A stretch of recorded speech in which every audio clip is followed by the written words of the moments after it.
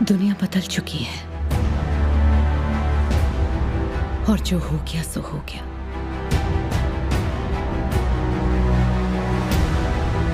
अब आने वाले कल का सोचो,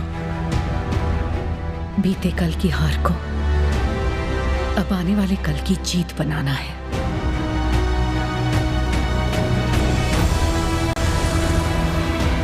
सबको समझाता हूं, जो हुआ उसे भूल जाओ। कुछ तो भूलते हैं पर हम नहीं।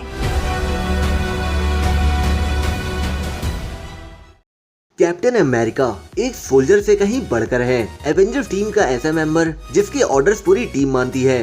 हार ना मानने का हुनर उनके अंदर एक्सपेरिमेंट के पहले से ही था। अपनी कम हाइट और वीक बॉडी होने के बावजूद वो किसी से नहीं डरते थे। आज वक्त आ गया है स्टीव रॉजर्स से जुड़े उन बड़े पहलुओं से रूबरू होने का। तो सुपर सीक्रेट को सब्सक्राइब करते हुए चलिए शुरू करते हैं।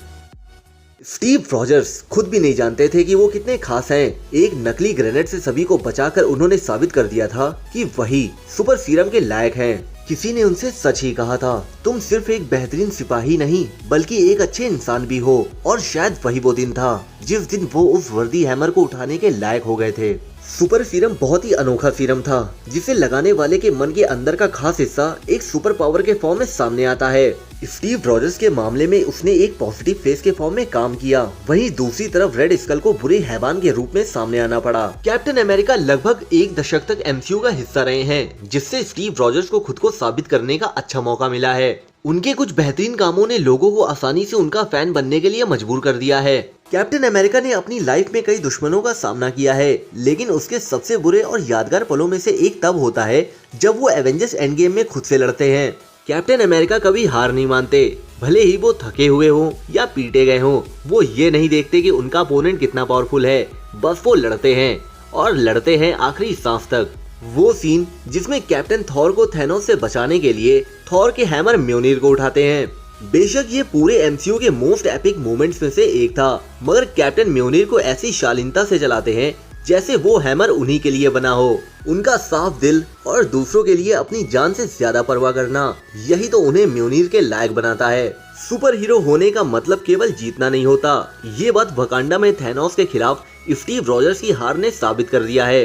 इसका दूसरा पहलू ये है कि केवल कोशिश करना ही कभी कभी जीतने के बराबर होता है। जब आप अपनी फेवरेट मार्वल मूवी के मोस्ट इनक्रेडिबल सीन के बारे में सोचते हैं तो मैं शर्त लगा सकता हूँ, उन सभी में कैप्टन अमेरिका के आइकॉनिक फाइट सीन्स, टीम में जोश भर देने वाले डायलॉग्स और उनके शानदार कारनामे आपकी लिस्ट में सबसे ऊपर होंगे। जहाँ तक कैप्टन अमेरिका की फिजिकल स्ट्रेंथ और स्टैमिना का सवाल है, तो कुछ मौकों पर उन्होंने साबित कर दिया है कि उनसे ज्यादा स्टैमिना किसी में नहीं।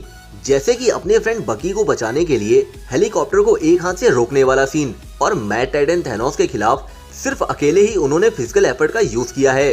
हालांकि एक ऐसा मोमेंट भी आता है जिसके बारे में हम फैंस कभी सोच भी नहीं सकते थे। वो था एवेंजर्स एंड गेम का वो सीन जिसमें सैम विल्सन, बकी और ब्रूस बैनर उम्मीद करते हैं कि स्टीव रॉजर्स इन्फिनिटी स्टोन को लौटाने के बाद टाइम जंप से वापस आ जाएंगे, मगर ऐसा नहीं होता है। वो आते तो हैं मगर किसी दूसरे फॉर्म में।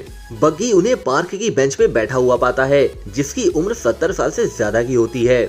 सैम उनके लिए खुश होता है, मगर साथ ही कैप्टन अमेरिका के बिना इस दुनिया में रहने के लिए अपना दुख भी जाहिर करता है।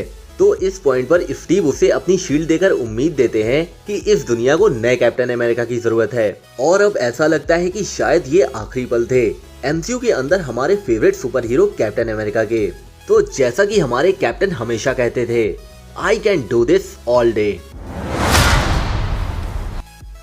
तो दोस्तों, सुपर सीक्रेट की इस वीडियो के लिए बस इतना ही। हमारी वीडियो को लाइक, कमेंट और सब्सक्राइब जरूर करें, क्योंकि हम आपको बताते हैं सुपर सीक्रेट।